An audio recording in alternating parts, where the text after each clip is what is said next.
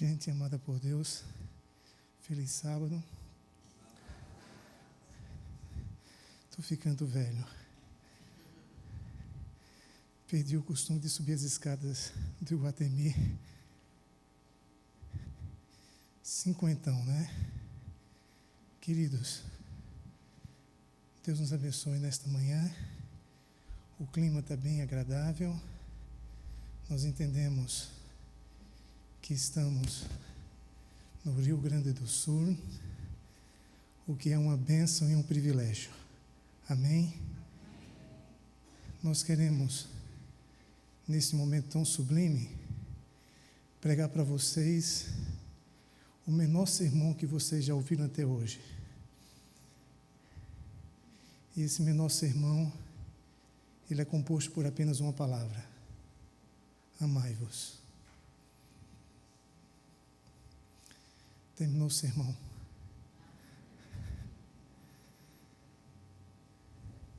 Vamos abrir a palavra de Deus no Evangelho em miniatura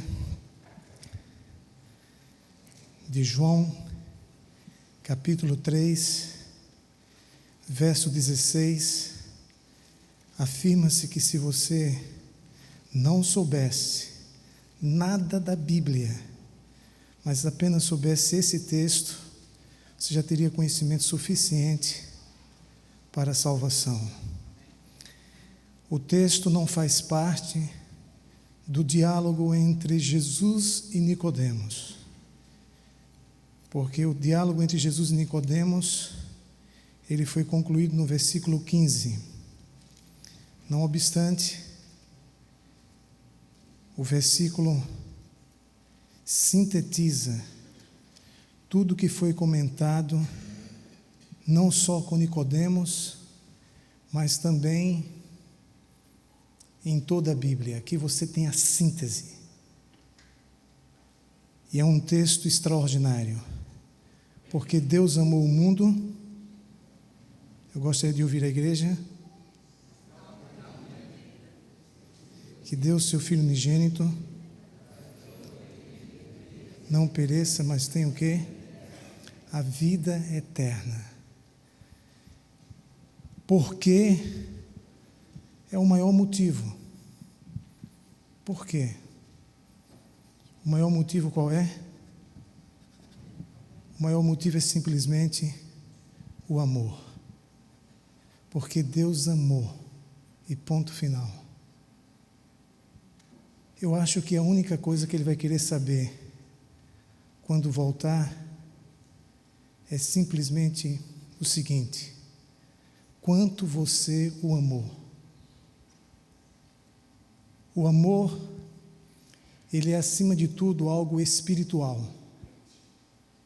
E o amor que a palavra de Deus nos fala é exatamente o amor sacrificial. O amor romântico você encontra no livro de Cantares. Nunca vi tanta cantada entre marido e mulher.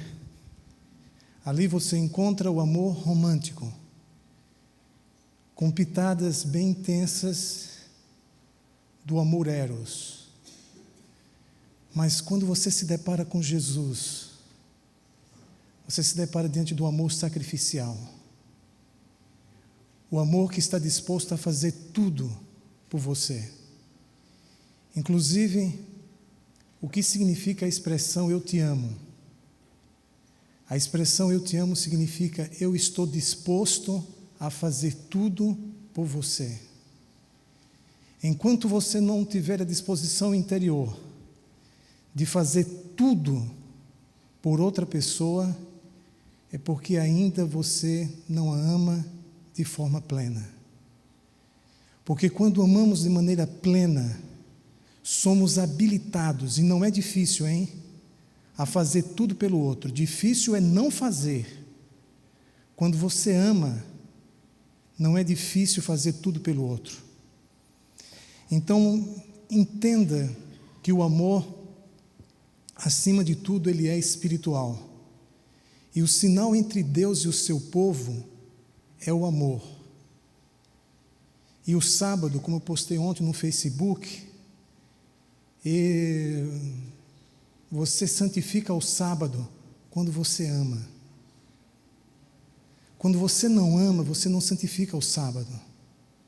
Você santifica o sábado quando você ama por princípio a pessoa de Deus e o próximo. Queridos, nada tem sentido. Família não tem sentido. Igreja não tem sentido. A vida não tem sentido sem amor. Por isso William Shakespeare disse: amar é viver. O que eu entendi, queridos, ou melhor, viver é amar.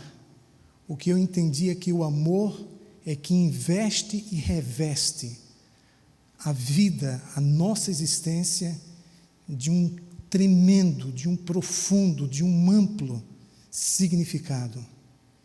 E esse amor você aprende com a pessoa de Cristo. E tudo que você faz por amor, você não se arrepende. Tudo. Pode ser uma loucura, mas se é feita por amor, você não se arrepende. Para a mentalidade grega, porque existe o pensamento hebraico e o pensamento grego. Para a mentalidade grega, que impregnou a quarta hegemonia mundial, Roma, a cruz era uma loucura. Porque o amor faz coisas que a razão não compreende. A cruz era uma loucura para o pensamento grego. Não obstante, queridos, na mente de Deus, a cruz era a maior expressão de amor que Ele poderia derramar sobre o planeta Terra. E daí então a vinda do Espírito Santo. O Espírito Santo veio com um propósito divino, sublime, de derramar esse amor em nossos corações. Você comprova isso que eu estou dizendo exatamente em Romanos capítulo 5, versículo 5. Que o amor de Deus é derramado em nossos corações, exatamente em nossa mente, através da atuação extraordinária do Espírito Santo. Isso é espiritualidade, espiritualização da natureza humana, espiritualização da mente humana, espiritualização do coração, espiritualização do seu ser. Você é espiritualizado pelo amor de Deus que é derramado em teu coração através da atuação vertiginosa do Espírito Santo. Então, quando você pensar em espiritualidade, pense exatamente nisto. Mas como eu falei para vocês, quando nós fazemos por amor, nós não nos arrependemos. A Bíblia diz, isso aí é um idiomatismo hebraico, de que Deus se arrependeu de ter criado o homem. E daí veio o dilúvio. Naturalmente, dentro do antropomorfismo bíblico, Deus está tomando a forma humana para se fazer compreender. Deus se arrependeu de ter feito o homem, mas existe uma coisa que Ele nunca vai se arrepender, de ter dado o seu Filho. Ele nunca vai se arrepender da cruz. Tudo que é feito por amor, a gente não se arrepende. E aí você pergunta: pastor, e a criação não foi por amor? Foi por amor. Por isso que ainda hoje existe o arco-íris, e eu e você também existimos. Mas quando diz que Deus se arrependeu, a palavra no original hebraico significa que cortou o coração dele. Literalmente cortou o coração de Deus, ao fazer exatamente uma comparação entre o que o ser humano estava sendo e o propósito divino pelo qual ele foi criado. Quando Deus fez essa comparação, lhe cortou o coração, porque ele não estava comparando coisas, ele estava comparando alguém muito, extremamente amado, o ser humano, criado à sua semelhança, entre o que ele estava sendo e o que ele deveria ser. Agora, por favor, pare e pense. Entre o que você deveria ser e poderia, por amor, e entre o que você está sendo, Deus, ao olhar para a tua vida, você, ao olhar para a tua vida, você entende que está no plano de Deus, ou por enquanto você saiu do plano de amor que Deus tem para a tua vida? Você não precisa pensar para responder. A resposta vem mais do que imediatamente, ela vem à tona. Porque você tem conhecimento e consciência de quem você é e de quem você deveria ou poderia ser em Cristo, movido pelo poder do amor. Você tem ou não tem consciência disso? Tem ou não tem conhecimento disto? Só, queridos, que a palavra nos mostra que mais importante do que a pessoa que eu não consegui ser até hoje em Cristo, é quem eu poderei ser pela graça e pelo amor dEle. Isso é o que é mais importante. Então não existe como, num sábado pela manhã, você não tomar decisões ao lado de Jesus, baseadas na concepção do amor dele por você. Ele me ama. E ponto final. Ele não me ama por causa de, ele não me ama para, ele me ama, ponto final. Tenha consciência disto. Agora, suponhamos, deixe-me ver aqui uma coisa. Está faltando aqui o... Como? Está faltando aqui o PH, né? Vem você mesmo. Me diz uma coisa. Não quero ser dramático, quero ser realista.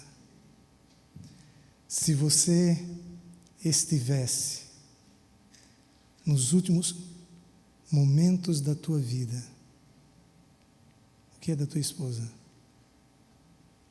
Ela não veio. O que você diria para ela se você estivesse nos últimos momentos da tua vida? Seja feliz e continue amando a todos como Cristo nos amou. Em relação você para ela, do que você se arrependeria? De não tê-la amado mais. Obrigado. Você nunca vai se arrepender por amar. Por amar a vida. Ame a vida. Por amar a família. Você nunca vai se arrepender por amar o seu cônjuge, por amar a igreja, por amar a Bíblia. Você nunca vai se arrepender. Você poderá se arrepender de uma coisa, de não ter amado mais. Não é verdade? De não ter amado mais. De não ter amado mais a tua esposa, amado mais a tua igreja, amado mais os teus irmãos. Disto tu vais te arrepender. Então, uma vez que isto vai acontecer, e você já sabe disto, e nós valorizamos a vida quando tomamos consciência da morte. Quando você toma consciência da morte, você valoriza a vida. Então não tenha medo de encarar essa realidade existencial. encare a morte. Mais cedo ou mais tarde ela vai te abraçar. Só que mais importante do que o abraço da morte é o abraço da vida. O abraço que você vai receber de Cristo. Porque quem tem um filho tem a vida. Sim ou não? Quem tem um filho tem a vida. E você tem um filho de Deus. Ele não espera que você seja um cristão perfeito, mas que você seja um cristão sincero, humilde, consciente de suas limitações e de sua extrema necessidade dele. E afirma-se que quando nós temos necessidade de Deus, Deus tem a oportunidade de fazer em nós e por nós aquilo que ninguém pode fazer, nem a gente mesmo. E aquilo que ninguém pode fazer, nem a gente mesmo, chama-se o quê? Milagre. Nós estarmos hoje aqui pela manhã é um milagre de Deus. Vocês concordam com isso? Eu sou um milagre de Deus. Um milagre realizado pelo poder do seu amor. Ele me ama. E você não tem que fundamentar o amor dele por você naquilo que você pensa. Vocês já pensaram quanta coisa errada e equivocada a gente pensa? De cada 10 pensamentos que temos, quantos são certos? Me parece que boa parte é errada, sim ou não? Então eu não tenho que entender, assimilar, interiorizar o amor de Deus na minha vida baseado no que eu penso. Eu tenho que basear o amor de Deus na minha vida baseado no que Ele pensa e expressou em Sua palavra e confirmou na cruz. A cruz é extraordinária, porque ela fica estendida entre os céus e a terra. E estendida entre os céus e a terra, ela faz a conexão entre você e Deus, entre você e o seu próximo. E a cruz é simplesmente uma cena que ficou eternizada para o universo. Não sai da mente nem do coração de Deus, dos anjos e dos outros mundos criados por Ele, que testemunharam o que aconteceu naquele dia ali no Calvário. A cruz é uma imagem eterna, que diz o seguinte: Deus está disposto a fazer tudo por você. A questão é se você aceita o que Deus pode fazer em tua vida por amor. A palavra fala sobre pessoas que se relacionaram com Ele. E vocês vão chegar à conclusão de que o amor, ele só tem poder quando ele é correspondido. Poder em minha vida quando ele é correspondido. O amor em si mesmo, para mim, é o maior poder que existe. E vem de Deus. Você não tem como descrever o amor. O amor de Deus você não tem como descrever. Porque tudo aquilo que você descreve, você limita. E como o amor de Deus é ilimitado, você não tem como descrever o amor de Deus. Você tem como ter uma noção. Você tem como imaginar.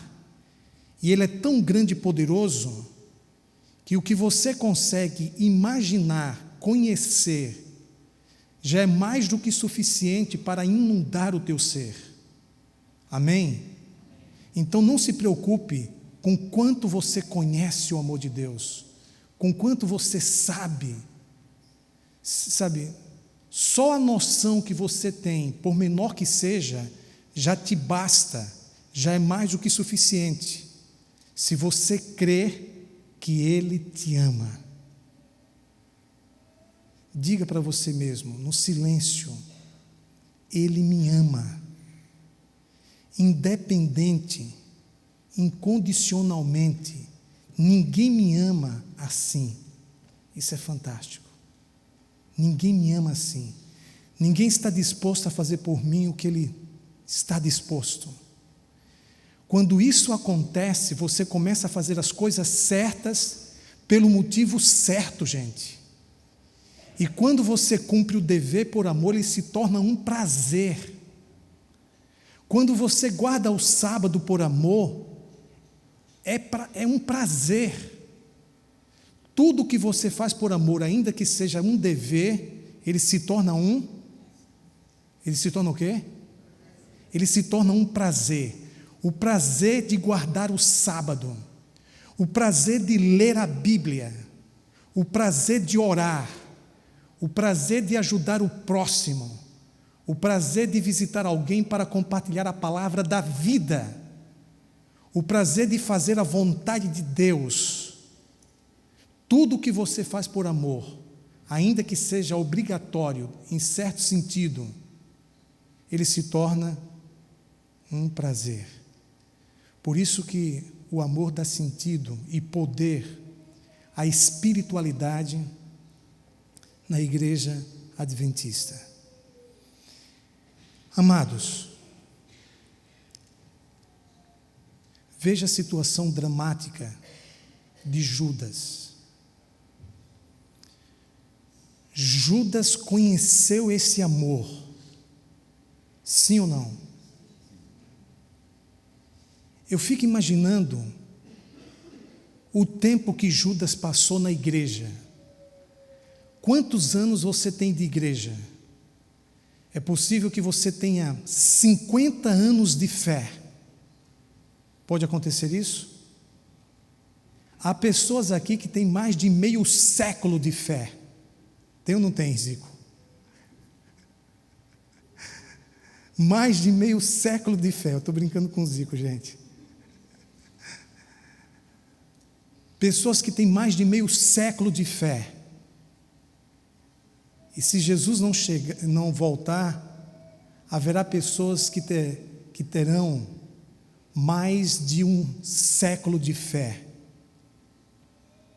Isso pode acontecer? Lógico que pode. Raro, não é comum, mas pode acontecer.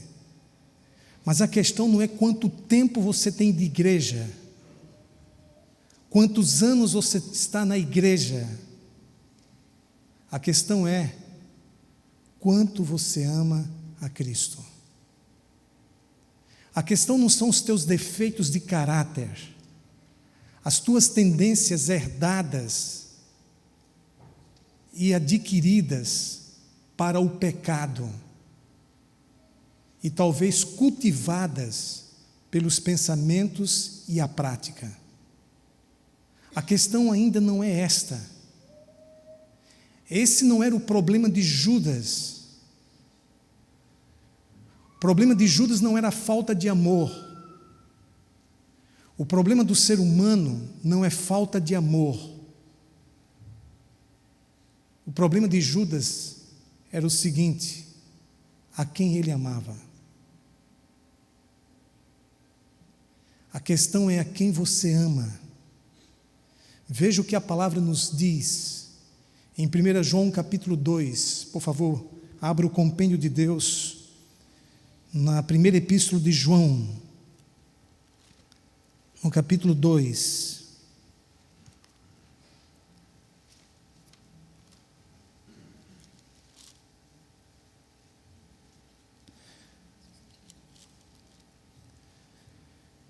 Primeira João capítulo 2, versículo 15, a palavra assim nos diz: não ameis o mundo, nem as coisas que há no mundo. Se alguém amar o mundo, o amor do Pai não está nele. Porque tudo que há no mundo, a concupiscência da carne, a concupiscência dos olhos e a soberba da vida não procede do Pai, mas procede do mundo. Ora, o mundo passa, bem como a sua concupiscência. Aquele, porém, que faz a vontade de Deus, permanece o quê? Eternamente. Não ameis o mundo.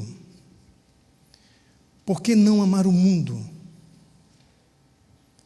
Porque o amor que de repente cultivamos pelo mundo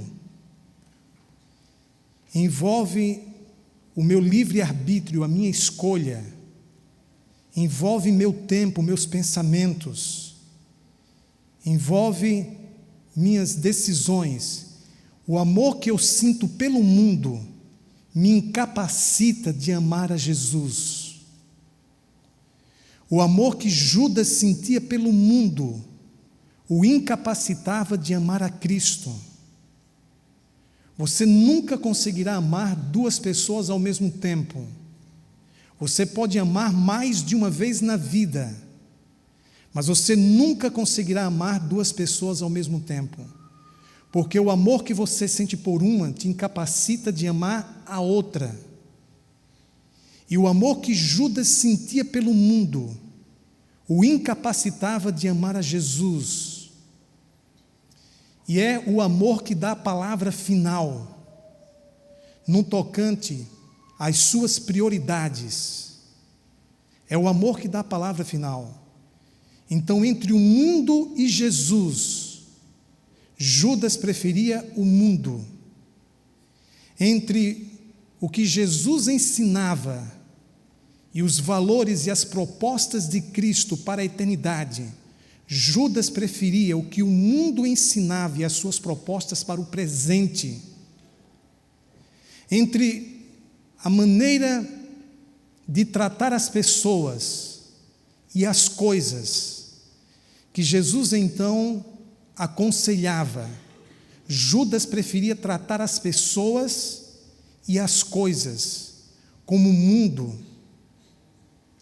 lamentavelmente, aconselhava. Isso tem alguma coisa a ver com você? Como é que você trata as pessoas e trata as coisas? Você trata as pessoas e as coisas como Jesus sugere? Ou você trata como o mundo? Como é que você trata as pessoas? Como é que você trata as coisas? Judas era aquele tipo de pessoa que, para ele, qualquer um era um meio para alcançar um fim. Não era um fim em si mesmo. Porque, na realidade, Judas amava as coisas e usava as pessoas. Judas amava o status, a posição, o poder, a glória do mundo. E não era um cara que tinha uma vida simples. Ele procurava impressionar os outros com o seu conhecimento, com o seu carro, com a sua roupa, com as suas aquisições. Ele procurava impressionar os outros. Ele não procurava impressionar a Jesus, impressionar a Deus. Ele não estava interessado nas propostas e nos planos e nos propósitos de Deus para a vida dele. E eu fico de repente pensando, se de repente, sem percebermos, se essa mesma coisa não estaria acontecendo aí dentro do teu coração, da tua mente, e que é a base invisível para as decisões visíveis e concretas que você toma. Por favor, veja a dramática experiência de Judas. Judas admirava o jovem Deus. Judas gostava de Jesus, mas não o amava a ponto de colocá-lo em primeiro lugar em sua vida. E muitos de nós corremos o risco de repente, admirarmos o jovem Deus, ficarmos encantados com a sua personalidade e, não obstante, não o amarmos.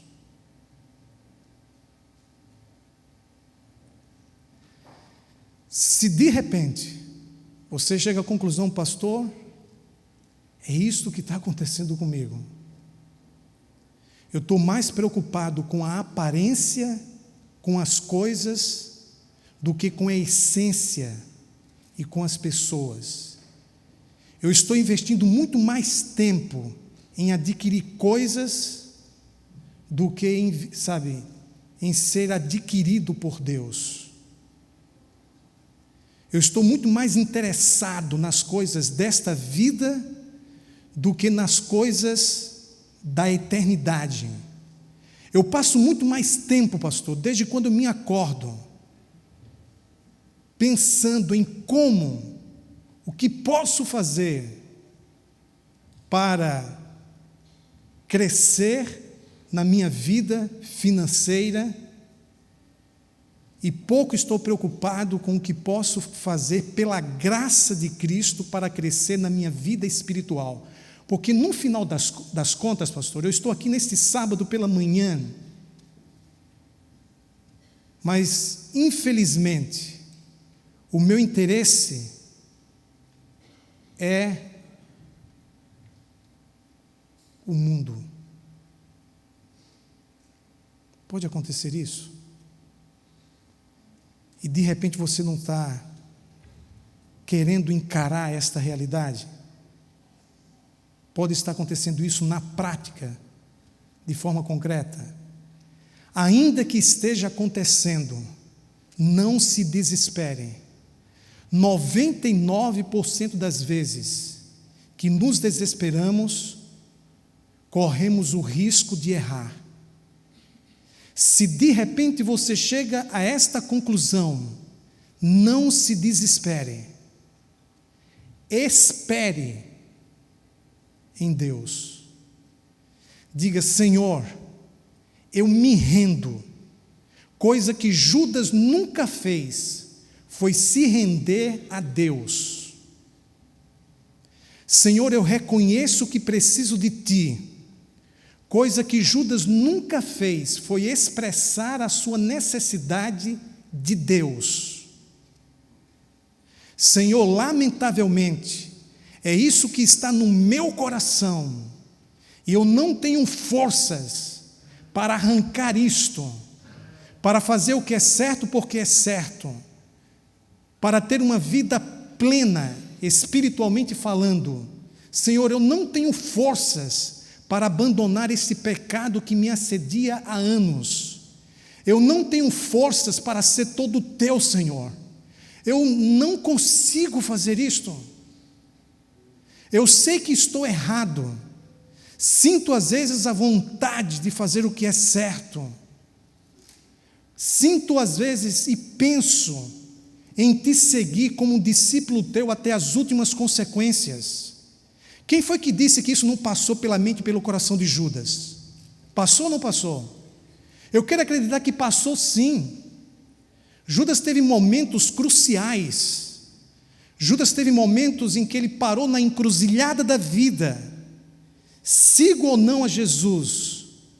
Ou continuo trilhando o caminho do mundo? Queridos, a vida, ela é cíclica. Ela é repetitiva.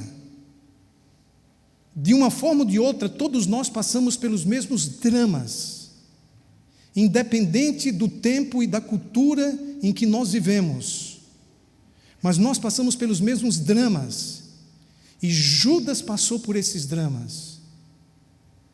E, lamentavelmente, Judas não confessou, não expressou que precisava de Jesus, e que se Jesus não agisse em sua vida, ele estava perdido. Judas nunca se rendeu a Jesus. Será que isso também tem acontecido a você? Na verdade, você nunca se rendeu a Cristo. Você sabe como muitas vezes as pessoas oravam? Elas simplesmente não se ajoelhavam, elas se deitavam, completamente abatidas, estendiam as suas mãos, e uma pessoa deitada com as mãos estendidas, ela está o quê? Totalmente vulnerável, totalmente rendida. Mais do que ficar ajoelhado, se deitar e estender as mãos significa rendição. Judas pode ter se ajoelhado. Judas tinha dificuldades para orar, lógico que tinha. Mas uma coisa que ele nunca fez foi se render. E eu queria que nesta manhã você pensasse nisto. Você pode conquistar tudo em tua vida. Você pode ser um cara muito inteligente. Do ponto de vista do mundo, uma pessoa de sucesso. E isso é bom. É dádiva de Deus. Desde quando esteja abaixo de Cristo e não no lugar do Cristo. O erro de Judas não foi ter traído a Jesus. O maior erro de Judas foi não ter se arrependido, foi não ter voltado para os braços de Cristo, para receber o abraço do perdão, o abraço da restauração. Esse foi o maior erro de Judas. Foi tentar resolver os seus problemas do seu jeito. E quantos de nós temos tentado resolver os nossos problemas do nosso jeito?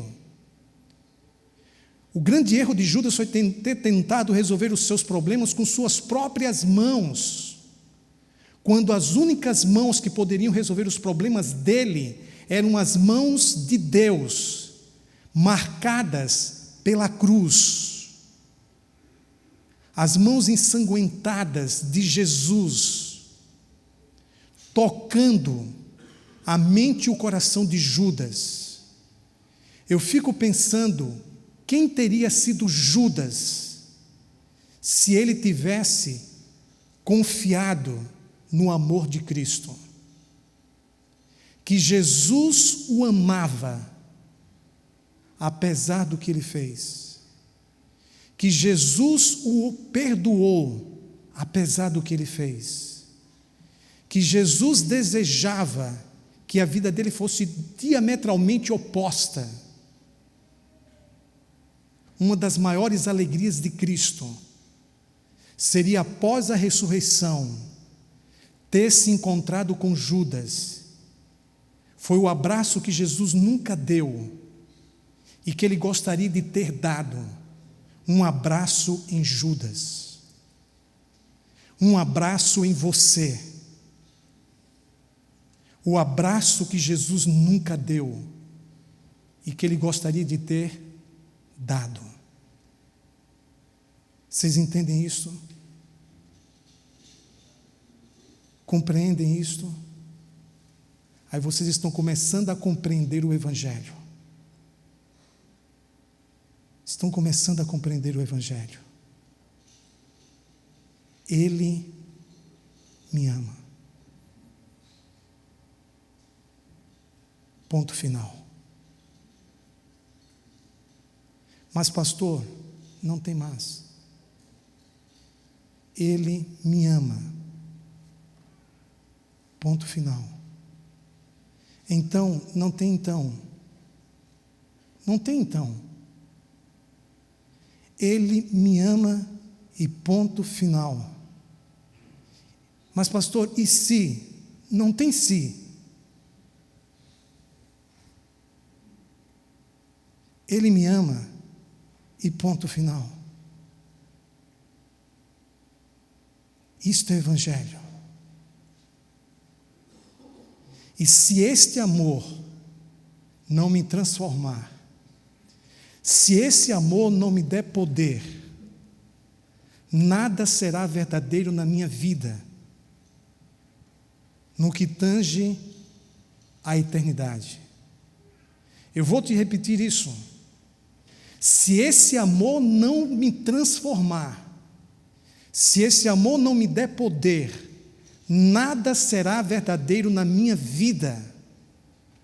Nada foi verdadeiro na vida de Judas, quando se tratava de eternidade. Lembre-se que os 3 V's do amor são vida, verdade e vitória. Quais são os 3 V's do amor? Vida, verdade e vitória. Quando existe amor e ele triunfa, vida, verdade e vitória.